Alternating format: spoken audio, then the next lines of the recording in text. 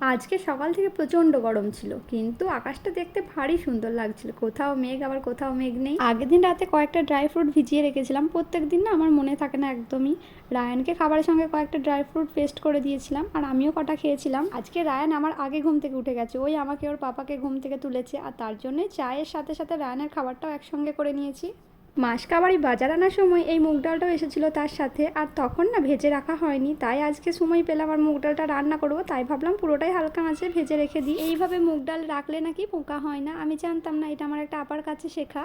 আমি তো সংসার জীবনের শুরুতে কিছুই জানতাম না, কী দিয়ে কী রান্না করে সেটাও জানতাম না, আস্তে আস্তে সব শিখে নিয়েছি।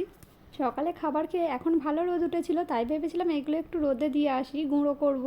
আর এই দেখো আমার ছেলের কি কাজ, সব কিছু ছড়িয়ে ছিটিয়ে এক করে দিয়েছে। এই কিছুদিন বৃষ্টি হচ্ছিল, তাই ঠান্ডা ওয়েদার ছিল, আর আজকে রোদটা দেখে প্রচণ্ড গরম লাগছে। আমার পুচকুটা গিয়েছিল তার পাপার সঙ্গে বাইরে, আর সেখানে এরকম বড় বড় বেলুন বিক্রি করতে এসেছিল একটা বেলুনওয়ালা। সে তো বেলুন খুব ভালোবাসে, তারপরে সে এখন আবার কালার শিখেছে খুব। সে যেটাই নেবে ব্লু কালারের নেবে, তাই তার কাছ থেকে একটা ব্লু কালারের বেলুন, বল এসব কিনে এনেছে, এখন সে খেলায় ব্যস্ত। তো চলো আজকের ব্লগটা এখানেই শেষ করলাম, টাটা।